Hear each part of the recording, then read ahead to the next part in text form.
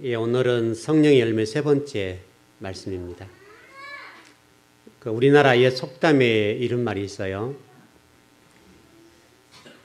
사촌이 뭐하면 어쩌다고요?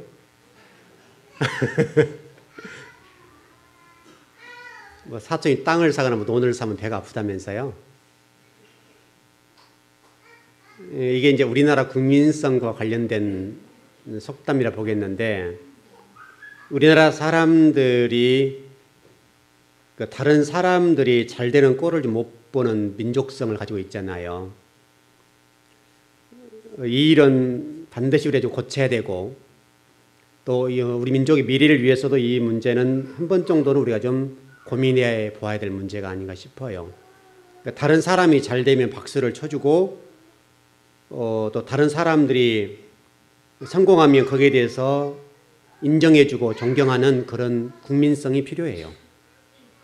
이게 좀 우리가 좀 나쁜 국민성이라 보겠는데, 특별히 그리스도인들만이라도 고쳐야 돼요. 좀 실질적인 얘기를 좀 해볼까요? 저희 누나 얘기인데요. 저희 누나가 기영에 이러면 아시는 대로 좀 몇 분 아신 분들은 뭐 식당을 크게 하는 건 알고 계시죠. 성공하기까지 굉장히 많은 세월이 흘렀거든요. 그래서 식당을 주로 많이 했는데 이곳저곳을 식당을 많이 했고, 여러 가지 하다가 이제 기영까지 가셨는데, 기영에서 터를 잡고 식당을 출발했는데 한 10여 년 될 겁니다. 아마 지금으로부터 한 10년 전 얘기인데, 처음에 그곳에 터를 잡을 때에 제 기억이 맞는다면 월세 한 500 정도씩 매달 월세 500이었습니다. 만만치 않죠. 그만큼 홀이 큽니다. 그래서 하여튼 처음에 식당을 개업하고 그 식당이 대박을 쳤습니다. 그래서 낮에 손님이 몰려오는데 기본이 300~400명이 몰려왔어요. 굉장히 많이 왔죠. 많이 왔는데 손님들이 자기 신발을 찾지 못할 정도로 됐어요. 엄청나게 몰려들었죠. 그래서 이렇게 몇 년 그 식당을 운영을 했었으니까 굉장히 돈을 벌었죠. 굉장히 돈을 벌어서 월세로 들어갔던 그 집을 매입을 했어요. 그 집이 제 기억으로는 10년 전에 17억에서 18억 줬을 거예요. 그럼 굉장히 많이 준 거죠. 그러니까 꽤 성공한 거죠. 여러분, 그 월세 들어가가지고 그 집을 샀으니까 쉽게 설명하면 대복을 받은 거죠. 얼마나 기뻤겠어요. 그 고생했던 여러 가지 결과물이잖아요. 굉장히 좋으셨죠. 그래서 이제 몇몇 단골 손님들에게 이 사실을 알렸어요. 여러분들이 도와주셔서 이렇게 우리 어떤 식당이 잘 되어서 이렇게 집을 사게 되었다. 그럼 여러분 같으면 어떻게 해야 되겠어요? 그럼 박수 쳐줘야 되죠. 그런데 사람은 그러잖아요. 그때 그 얘기를 했던 몇 사람이 있는데, 그 사람들이 그 이후로 그 식당을 한 번도 오지 않았어요. 이게 우리 국민이에요. 이게 우리 국민성이에요. 그러면 그동안 이렇게 열심히 하더니 성공했으니까 축하합니다. 박수 쳐야 되겠죠. 그런데 제 생각으로는 그분 얘기를 안 들어봤으니 모를 일이지만 이랬을 것 같아요. 아마도 몇 분들이 돌아다니면서 이제 동네 분들이니까 이렇게 얘기를 했겠죠. 아, 저 집 여기 들어와서 월세 살더만 이제 집 사서 떵떵을 사는데 배가 불렀어. 이렇게 다녔을 거란 말이죠.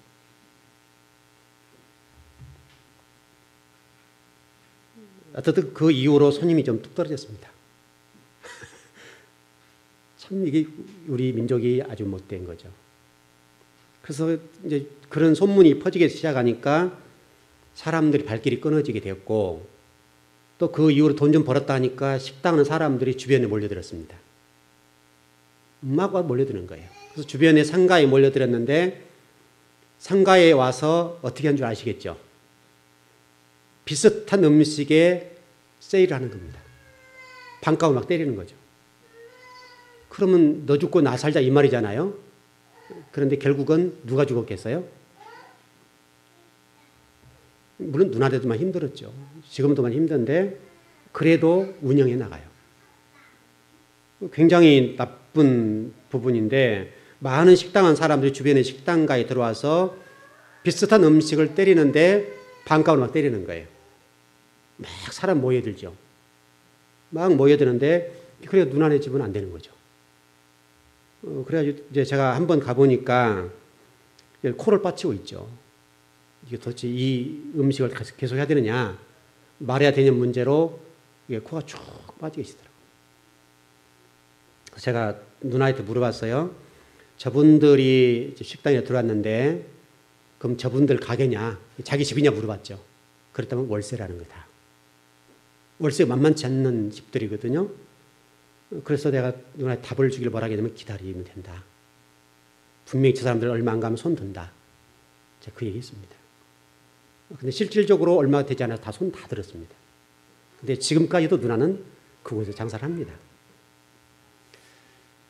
이게 우리 국민입니다. 정말 우리 국민들이 다른 사람들이 하는 일에 축하해주고 박수 쳐주고 다른 사람이 잘한 거에 대해서 환영해 줄 수 있는 민족성을 회복해야 된다. 그리고 설령 식당을 하더라도 다른 품목을 해서 정상적인 가격으로 경쟁해야 되죠. 그럼 서로 시너지 효과가 나올 거 아니에요. 근데 우리나라 사람들의 못됨이 뭐냐면 뭐가 한 집에 잘 된다 한다면 그와 똑같은 품목을 갖다 엽사 개설해서 서로 죽어버리는 거죠. 그리고 박앤세일을 해버린 거죠. 결국은 이건 자금 싸움이거든요. 자금 싸움인데 그 제가 누나한테 물어봤던 얘기가 월세냐 자기 집이냐 물어봤더니 월세라는 거죠. 그러면 기다려라. 결국은 얼마 되지 않아서 뭐 1년도 못 가서 다 망해서 손 탁 털고 나간 거죠. 그럼 월세 몇백에다가 보증금료 다 까먹고 몇 억씩 소리 나고 다 나가는 거예요. 여러분 이렇게 하면 안 되잖아요. 이건 우리 국민들이 아주 못된 거예요. 이건 우리나라에서만 이런 것이 아니라 외국에 나가서도 똑같이 해요. 심지어는 외국에서 어떤 한 1층이 우리나라가 유명한 식당이라고 한다면 2층이 다 주인을 설득시켜서 똑같은 품목을 가지고 올라가요. 그리고 월세를 더 많이 주는 거죠. 주인을 설득해야 되니까.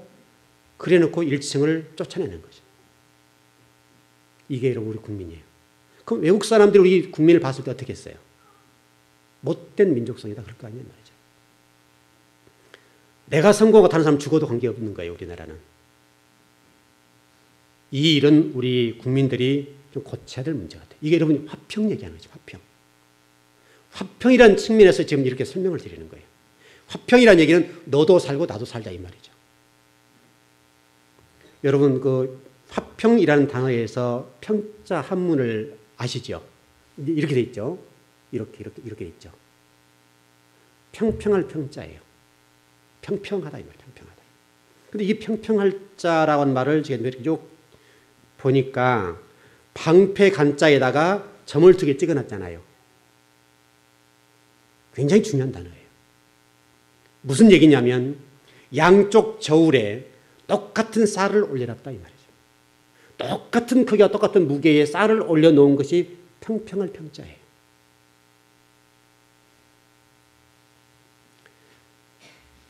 여러분, 우리나라 경제 구조가 좀 엉망인 것은 아시죠? 우리나라 저는 경제 기본적인 구조를 바꿔야 된다 생각하는 사람인데 이제 좀 경제에 관심 있는 사람들은 다 아는 얘기예요. 우리나라 경제 구조가 어떻게 되어 있는지 아세요? 대기업 중심으로 흘러가요. 그래서 정부에서 돈을 이렇게 지원해 주는데 다 대기업 중심으로 흘러가게 돼 있어요. 그래서 어떤 경제학자 얘기를 들어보니까 거의 99%가 거의 90% 이상이 대기업 중심으로 모든 자금이 흘러간대요, 우리나라가. 그럼 대기업이 모든 걸 다 쥐고 있는 거죠, 우리나라를. 중소기업을 살려내어서 서로 상생하도록 만들어줘야 되잖아요. 왜냐하면 자금 자체가 우리나라 구조적인 부분이 대기업 흘러가게 돼 있으니까 중소기업은 가지 않으니까 중소기업은 못 버티는 거예요. 아무리 기술력이 있어도. 그러니까 이 측면에서 어떤 화평이 필요한 건데 중소기업도 도와주고 대기업도 도와줘야 되는 거죠. 그러니까 공평하게 이렇게 경제의 어떤 물건을 어떤 국가적인 차원에서 흘러보내주면 중소기업도 살고 대기업도 사는 거예요. 우리 국민들이 이제 이런 것도 좀 고쳐야 돼요. 무조건 대기업 나쁘다. 이것도 고쳐야 된단 말이죠. 대기업도 살려야 되고 중소기업도 살려야 되겠는데 이 중소기업을 살리려고 한다면 정부에서도 금융기관에서 돈을 흘려보낼 때에 지원할 때에 비슷하게 해줘야 된다. 비슷하게. 이게 화평이에요. 이게 화평. 우리나라 지금 이런 부분이 안 되니까 우리나라 경제 기반이라 틀이라고 합니까? 틀 자체가 불안정해요. 약하다고요. 그래서 우리나라가 앞으로 더 세계 속에서 우뚝 솟아나고 또 지금 이 글로벌 시대의 지금 경제 위기 속에서 살아남으려고 한다면 이 중소기업을 살려놔야 돼요. 중소기업을 살려놓지 않으면 대기업 가지고는 버티기 힘들어요. 장기적으로 보게 되면. 당장은 중소기업, 대기업이 끌고 나가주니까 편할지 모르지만 중소기업을 살려놓지 않으면 앞으로 우리나라가 어려워요. 지금 우리나라만 아무리 잘해도 안 되는 거예요. 이게 중소기업들이 힘을 가지고 어떤 제품을 개발해서 세계 속에 우뚝 솟을 만한 그런 기술력 가진 데가 많다고요, 우리나라가. 그걸 살려줘야 돼요. 그런데 우리나라는 그 중소기업을 죽여요. 여러분, 이것은 화평이 아니에요. 화평이라는 말은 굉장히 중요한 것인데 같이 살고 같이 잘 되도록 하자 하는 것이 화평이에요.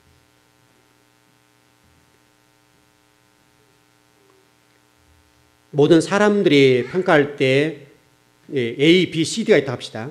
A, B, CD가 있으면 A, B, CD를 평가할 때 똑같은 잣대를 가지고 평가할 수 있어야 돼요. 내가 이렇기 때문에 이 사람은 되고 저 사람은 안 된다. 이러면 안 된다. 여러분, 그 헬라 시대 이후에 우리가 이분법적인 사고를 갖고 있는데 옳으냐 그러냐의 문제 가지고 우리는 접근을 많이 해요. 우리 인생을 살아가면서 옳은 것은 협조하고 그런 것은 설명해주고 끌어올려줘야 되잖아요. 여러분, 정치를 보십시오. 우리나라. 정치를 보아도 똑같아요. 우리 교계도 똑같아요. 잘한 것은 잘한다 해주고 여야를 떠나서 잘한 것은 잘한다, 못한 것은 못하기 때문에 이렇게 하자라고 해서 하나를 만들어서 나라를 살려야 된다고요. 우리나라 이게 안 돼요, 이게. 우리나라 지금 이것이 안 되니까 우리나라 이번 대선에서 이런 보시면 보수와 진보로 착 나눠졌잖아요. 이게 치유가 불가능하다고 지금. 누구를 찍어내냐 문제는 아니에요. 누구를 지지하냐 문제도 아니에요. 우리나라 국가 미래를 위해서도 보수와 진보가 필요해요. 그렇지만 그래서 선거를 딱 끝났으면 예를 들어서 선거가 딱 끝난 순간부터 하나가 돼야 돼요. 그런데 우리는 선거 끝나도 너냐 나냐 있다 이 말이죠. 정치판 밥그릇 싸움에 국민들이 이렇게 요동을 치는 것이죠. 정치인 성향에 따라서 보수도 찍을 수 있고 진보도 찍을 수 있겠지만은 일단 우리가 표를 하고 뭔가가 결정됐으면 그 부분에 관해서 인정해주고 국민이 화합해줘야 돼요. 아무리 정치인들이 하려고 해도 이건 안 돼요. 잘.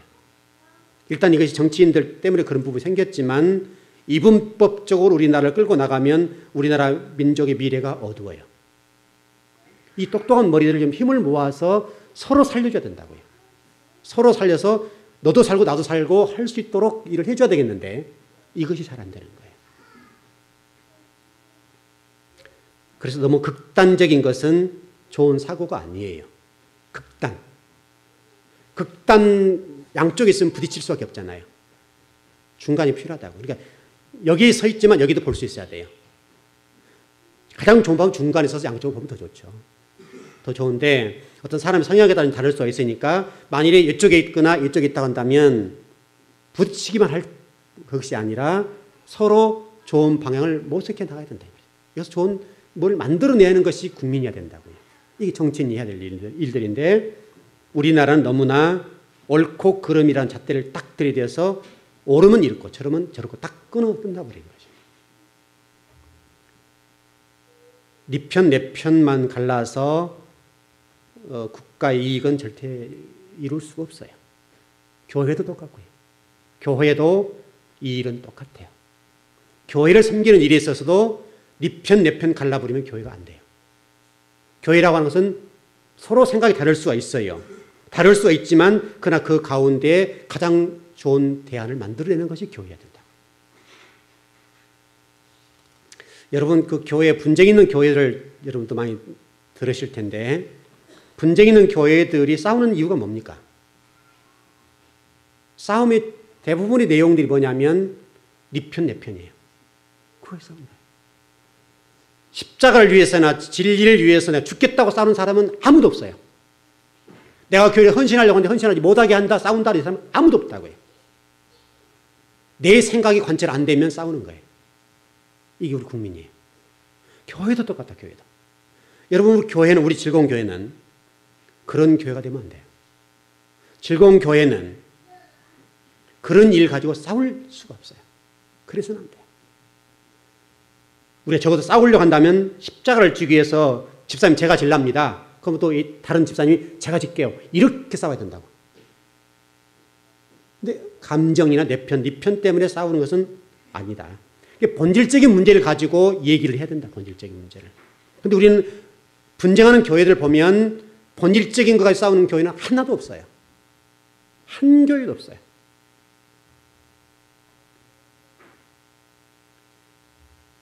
전부 다 감정 싸움을 하게 되고 그렇게 되어서 교회가 찢기고 세상 속에서 웃음거리가 되고 있어요. 지금 이게 고등 종교인 기독교가 하등 종교만도 못하게 됐다고 지금. 그래서 너무 아픈 얘기예요. 그래서 이게 우리 사고의 문제 때문이에요. 우리 국민들의 사고의 문제가 이렇게 교회 안에 들어와 있다고요. 저도 교회에 다니신 여러분들과 한국 교회가 우리 사고의 유연성, 다른 사람을 받아주고 용납하고 이해하려고 하는 부분들, 이런 부분에 관해서는 오늘 화평이라는 측면을 봤을 때 너그러워야 된다. 여러분, 부부싸움을 할 때 왜 싸우죠? 부부싸움을 할 때 왜 싸워요? 싸우는 내용이 뭐예요, 주로? 국가에도 논하자, 한번 오늘 저녁에. 그래서 싸운 적 있습니까, 여러분? 우리가 지금 교회를 섬기는 문제 가지고 이렇게 섬겨야 되는데 당신 왜 그래? 이렇게 싸운 적 있나요? 별로 없잖아, 우리 그런 거. 왜 치약을 뭐 뒤에서부터 짜냐, 앞에부터 짜냐? 왜 칫솔을 여기다 놔놨냐? 이런 거 싸우잖아요, 꼭. 아주 치사한 거 싸우잖아요. 불을 왜 껐냐, 안 껐냐? 왜 물을 털어놨냐, 안 털어놨냐? 여러분, 싸우는 일이 다 그런 거 아니에요? 왜 늦게 들어왔냐? 왜 전화를 안 했냐? 아주 이런 가지고 아주 너무나 시시하고 사소한 문제에 싸우잖아요. 전부 다 싸우는 내용들을 보면 아주 요만한 거 싸운다고. 이게 이제 커져서 나중에 감정 싸움을 하게 되고, 그러면 네 집안이 뭐 어떻게 집안이고 이렇게 나가는 거지, 이제 나중에는. 이제 친정 시댁 서로 건드려가면서 막 싸우는 거죠, 이제는.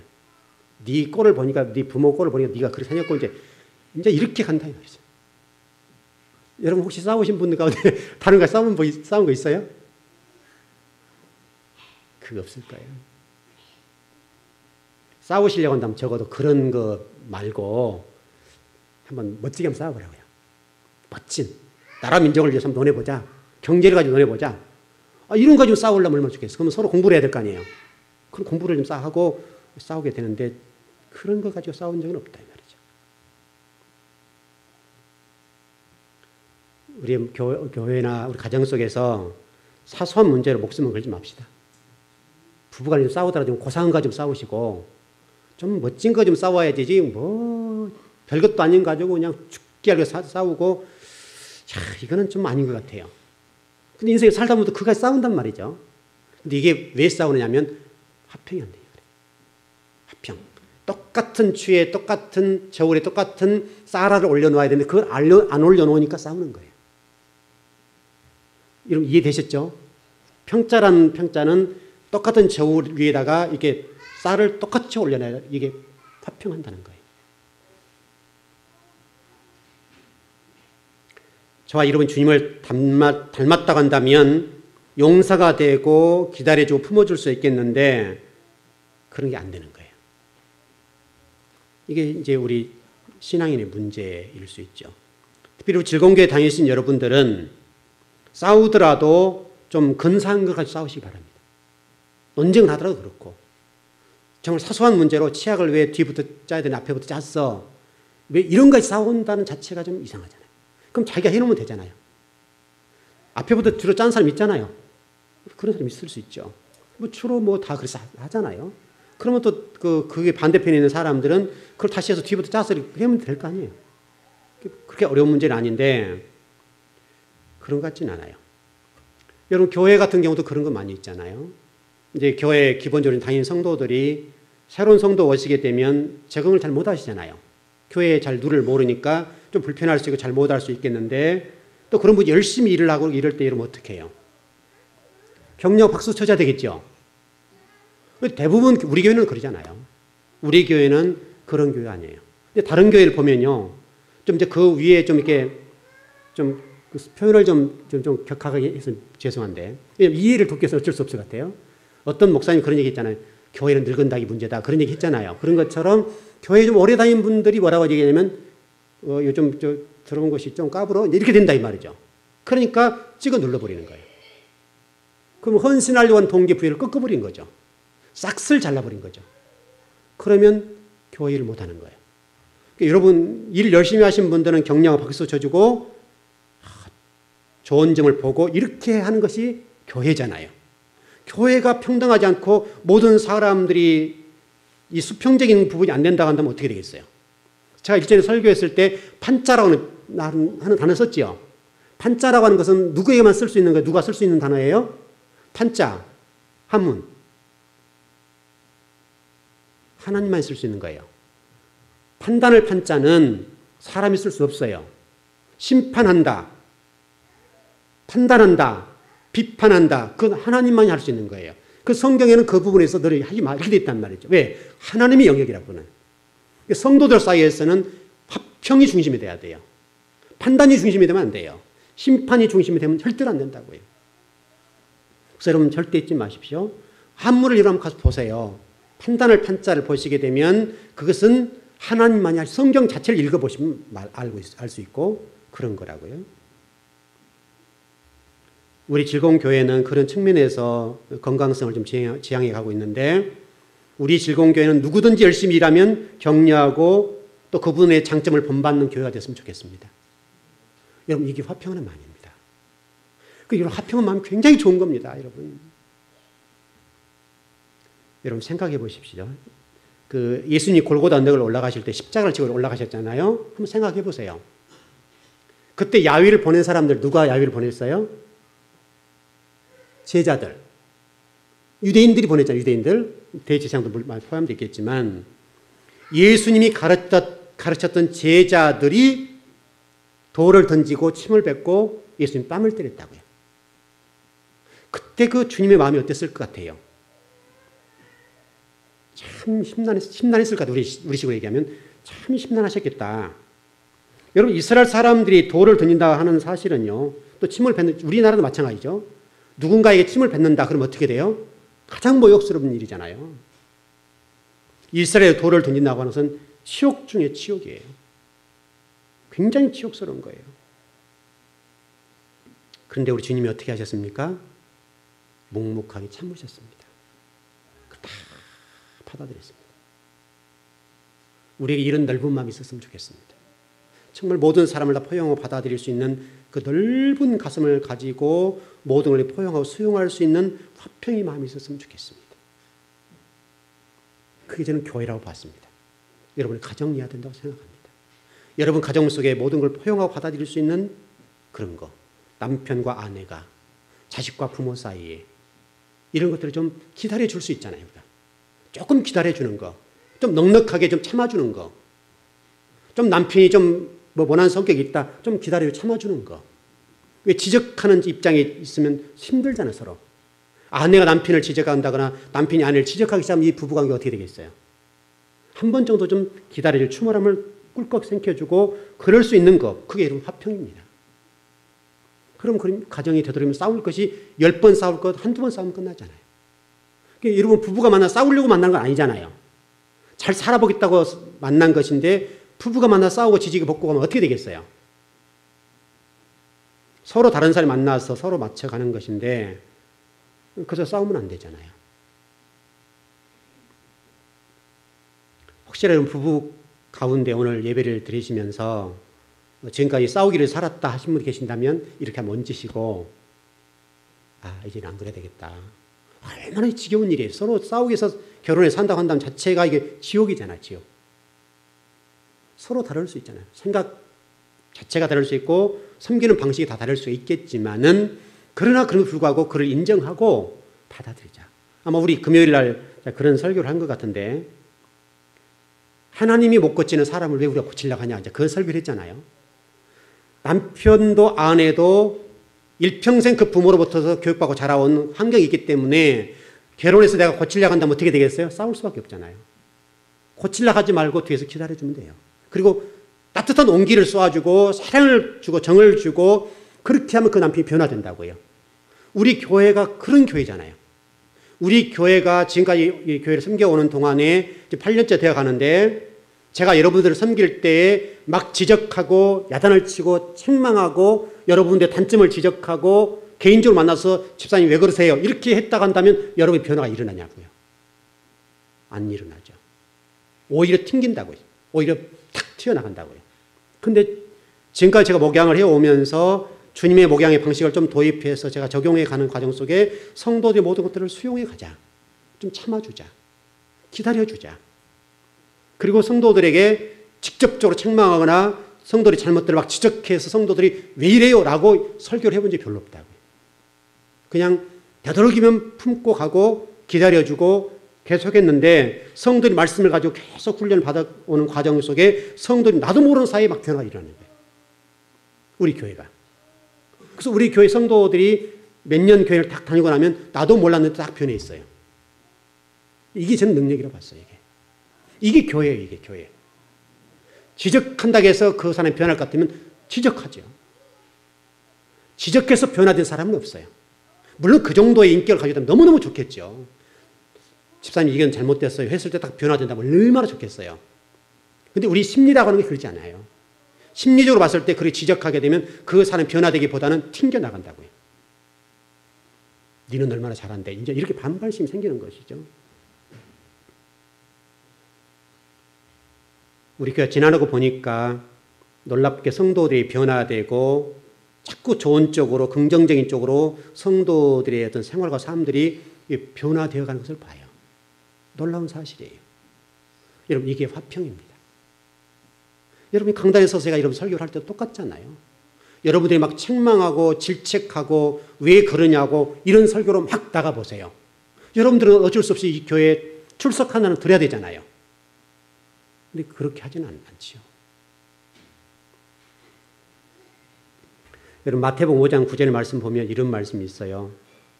화평하게 하는 자는 복이 있나니 그들이 하나님의 아들이라 일컬음을 받게 된다. 화평하게 하는 자는 복이 있다는 거예요.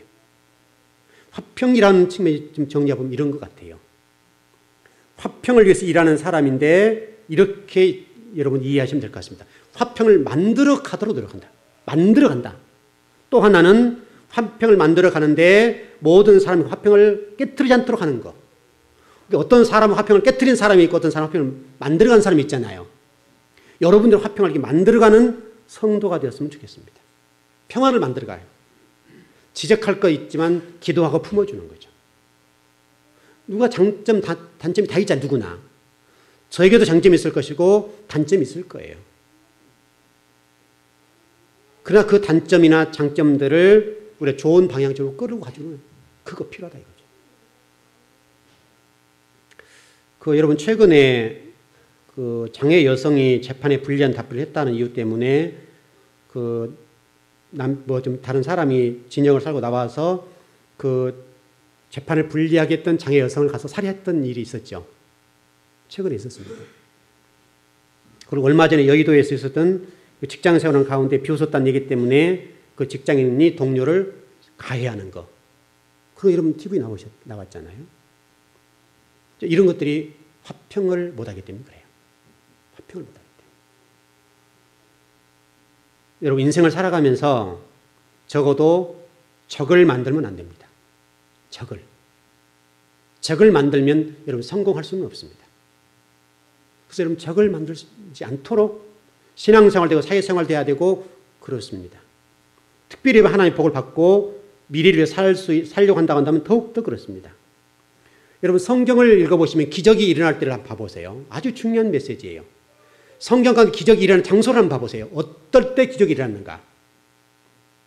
그 기적이 일어났던 모든 장소에서는 하나님과 그 사람과의 관계가 좋을 때 일어났어요. 하나님과 그 사람과 관계가 좋을 때 그 삶 속에서 기적이 다 이루어지고 만들어졌어요. 여러분 이것을 잊어버리면 안 돼요. 하나님의 어떤 복을 받는 측면에서 마찬가지고 기적을 만들어가는 과정에서 마찬가지인데 항상 하나님과 그 관계가 좋을 때 기적이 일어나고 물건에 대해서 형통하게 되고 복도 받게 되고 성공하게 되고 모든 일의 측면에서 회복이 됐다고요. 성경 가운데 하나님과 관계가 좋지 않는 가운데 기적이 일어나거나 형통했거나 복을 받는 경우가 한 번도 없어요. 얼마나 중요한지 몰라요. 여러분 이게 화평이라는 거예요. 화평.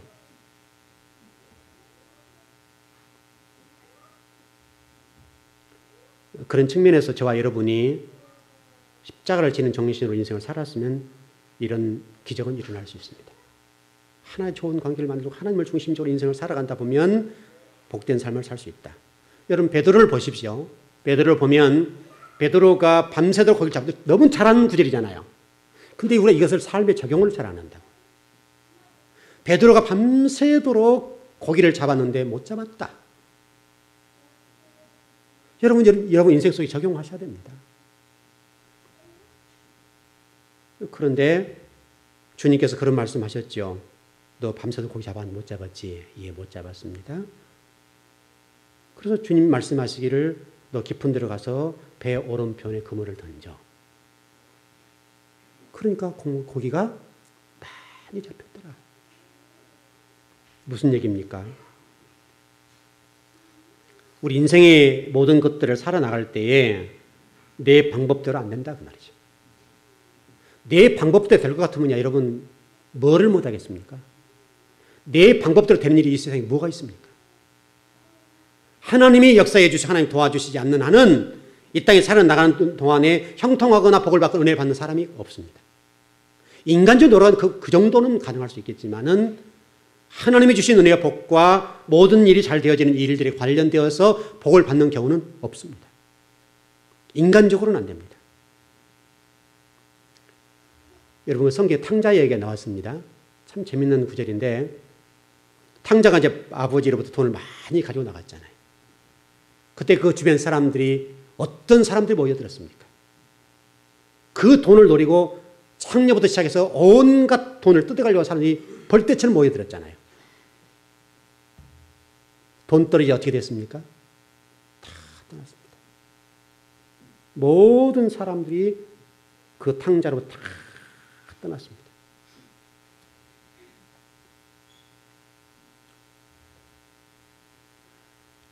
화평이라고 하는 것이 굉장히 중요한 것인데 최근에 이런 얘기가 좀 나오대요. 반기문 유엔 사무총장 이름 아시죠? 우리나라에 성공한 사람인데 미국인들 가운데 좀 상당히 좀 권력 있는 사람들이 그런 얘기를 했다고 그래요. 당신이 할 수 있는 일이 뭘까? 이제 할 수 없단 말이잖아요. 이게 대한민국 조그만 나라의 유엔 사무총장이 되었으니까 쉽게 좀 우리 식으로 좀 표현하면 깔본 거죠.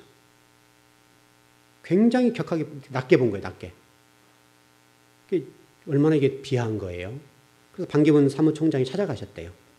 찾아가셔서 그런 얘기를 하셨대요. 당신이 말한 것이 잘못됐다고 내가 증명해 보일게. 좀 똑똑하죠? 당신이 잘못했다는 사실, 당신이 잘못 말하고 있던 사실을 내가 증명해 보이겠습니다. 얼마나 멋지해요. 그리고 이 반기문 유엔 사무총장이 전쟁 속으로 분쟁 있는 장소로 찾아다니기 시작한 거예요. 그 리더십이 지금의 반기문을 만들었어요. 전쟁 속에 들어가서 화염 속에 들어가서 그들과 같이 울어주고 아파해주고 함께해주는 이 정신. 그리고 서로 간에 양쪽 대립 과정 속에 있는데 이것을 하나로 만드는 화평의 이런 일들을 이루어주는 이 일을 계속한 거예요. 가장 최근에는 여러분 가자 지구의 팔레스타인과 이스라엘 사이 공격했던 그 장소 갔잖아요. 여러분 어려운 일이에요. 그래서 지금은 이 성김의 리더십 또는 이 화평케 하는 리더십이 반기문을 존경하게 만드는 지도자를 만들었어요. 그래서 이제는 그렇게 얘기했던 사람들이 반기문을 존경하게 된 거예요. 그런 측면에서 오늘 여러분 설교는 대단히 중요해요. 너무 중요해요. 여러분들이 그런 마음을 가지고 사람과 사람 사이에 어려움이 있고 고통이 있고 정말 힘든 사람들을 어떻게 살려서 올리려고 하는 그런 마음. 그 올리려고 하는 마음이 있고 분쟁 있는 그 사람들 사이에서 화해있게 만들려고 하는 이 마음. 이런 자세로 여러분 하나님 나라를 섬기게 되면 우리 즐거운 교회는 좋은 교회가 될 거예요. 또 하나님 나라는 멋지게 세워져 갈 거예요. 또 여러분들 다른 사람이 존경받게 될 거예요.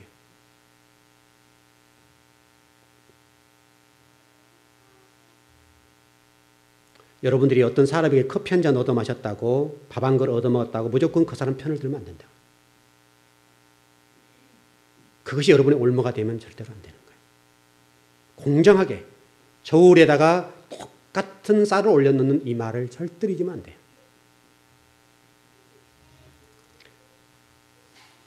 여러분 성경에 보면 그런 말씀 있지 않습니까?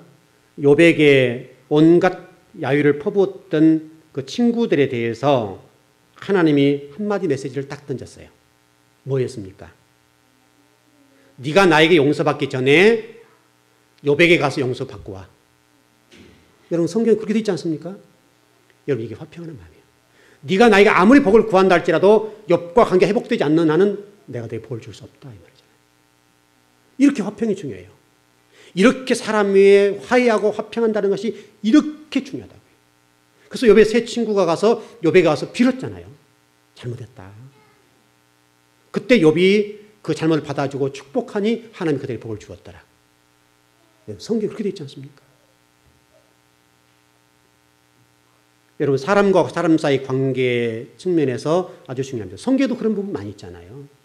굉장히 많습니다. 욥이 용서해 줄 때 하나님께서 그들의 복을 주신 거죠. 이게 여러분 화평입니다. 화평. 화평을 깨뜨린 상태에 내가 내 복을 줄 수 없다는 말이잖아요. 야고보서에서는 이런 말씀이 있어요. 갓난하고 못생긴 사람이 교회에 들어와서 무시하지 말아라. 여러분 교회들이 그러지 않잖아요. 교회들이 좀 이렇게 좀 괜찮은 교회들 보면 갓난하거나 못생긴 사람을 들어오면 별로 관심 없어요. 좋은 차 탁 타고 들어와야 좀 이렇게 반겨준다 이 말이죠. 그건 교회가 아니에요. 그건 세상적인 논리예요. 교회는 누가 들어와도 반겨주고 누가 들어와도 사랑할 수 있어야 돼요. 어떤 사람이 들어와도 교회는 사랑해 줘야 돼요. 왜냐하면 그건 주님의 마음이니까요.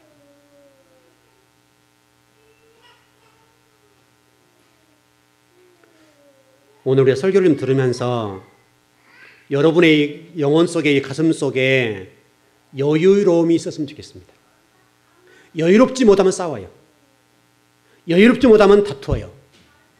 그래서 좀 여유로운 인생을 좀 멀리 보고 눈 앞만 보지 말고 좀 여유롭게 인생을 보면서 멀리 보고 장기적으로 보고 인생을 살아간다 한다면 우리 인생 속에서 다툼이 일어나지 않을 거라고요.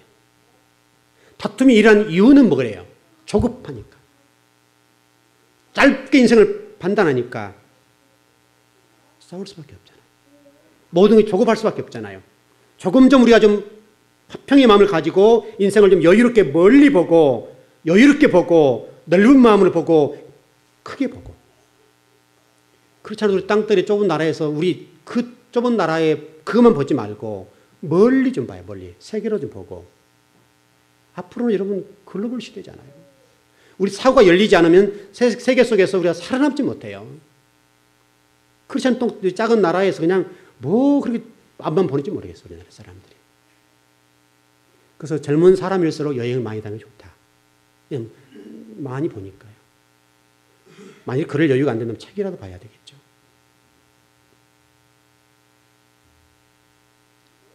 이 모든 것들이 여러분 화평하는 마음입니다. 정말 우리가 좀 화평의 마음이 있어서 인생에 좀 여유를 갖고 좀 긴 안목으로 내 인생을 설계해 나갈 수 있는 여유가 있었으면 좋겠어요. 당장 뭐가 좀 안 된다고 이렇게 저렇게 마음이 왔다 갔다 하지 말고 멀리 좀 인생을 보고 차근차근 준비해가는 거. 차근차근 준비하고 차근차근 내 인생을 설계해가고 좀 준비해가는 그런 여유로운 마음을 가지고 인생을 살다 보면 어느 순간 나도 모르게 어떤 경지에 오르지 않겠냐 이 말이죠. 하루아침에 되는 건 어디 있습니까? 좀 그런 측면에서 좀 융통성 있는 마음이라고 합니까? 또 남에게 불편을 주지 않는 마음, 다 이런 것들이 화평이에요. 남에게 왠지 어떤 사람 얘기하면 불편한 사람 있잖아요. 이건 화평이 없어서 그래요. 융통성이 없어서 그래요. 여러분 말할 때 제일 답답한 사람이 어떤 사람이에요? 꽉 막힌 사람. 너무너무 힘들잖아요. 융통성이 있어서 말할 때 어떤 말을 해도 좀 수용을 받아들일 수 있는 여유로운 좀 융통성 있는 마음을 가져야 되는데 참 우리나라 사람 이게 좀 잘 안 돼요. A나 B 이 딱딱 나눠진다고요.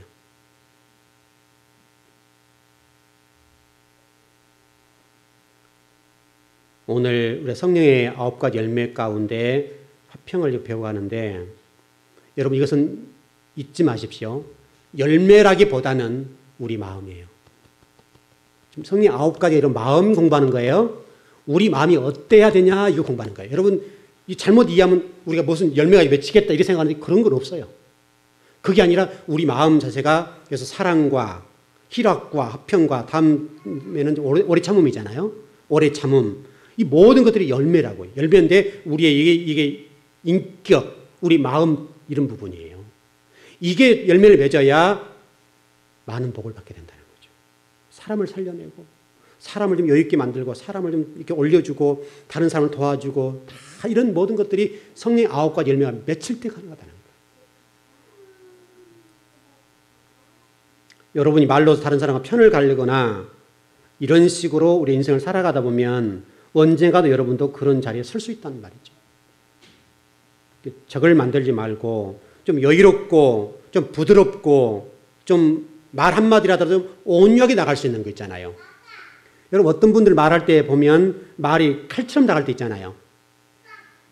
이건 좋은 게 아니에요. 사람들이 말할 때 좀 너그럽고 부드럽고 여유 있게 좀 화평하는 마음을 가지고 말을 하게 되면 얼마나 부드럽고 좋아요. 그래서 우리가 좀 오늘 설교를 듣고 예배를 드리면서 이제 우리가 말 한마디를 하더라도 그렇고 또 어떤 사람과 관계를 맺든지 모든 부분에 있어서 좀 여유 있게 너그럽게 좀 부드럽게 이해하는 측면으로 화평하는 마음으로 이렇게 언어가 오고 가고 또 교회가 그렇게 섬겨진다면 하나님이 원하시는 좋은 교회가 될 거예요. 이거 여러분 가정 속에도 여러분 직장 속에도 그런 마음이 있어서 모든 사람과 좋은 관계를 맺는 그런 즐거운 교회 성도들이 되셨으면 좋겠습니다. 이것은 우리 국민이 꼭 고쳐야 돼요. 우리 국민이 반드시 고쳐야 되고 우리 국민 속에 이것은 반드시 고쳐져야 우리 민족의 미래가 있어요. 아주 이게 우리 국민 속에서 나쁜 거예요. 이 부분이 없어서 우리는 대립과 대립을 하게 되고 아주 나쁘게 흘러가고 있는 거예요. 그래서 우리 국민 속에서 회복되고 또 신앙인 속에서 회복되어서 사촌이 논을 사거나 땅을 사거나 성도가 선거가 잘 될 때는 박수 쳐주고 환영해 줄 수 있는 마음, 그 정도 여유로운 그런 마음들을 가지게 된다면 좋을 것 같아요. 우리가 한번 그렇게 살아보십시다. 그 주님께서 오늘 저와 여러분이 주신 메시지입니다. 기도하겠습니다.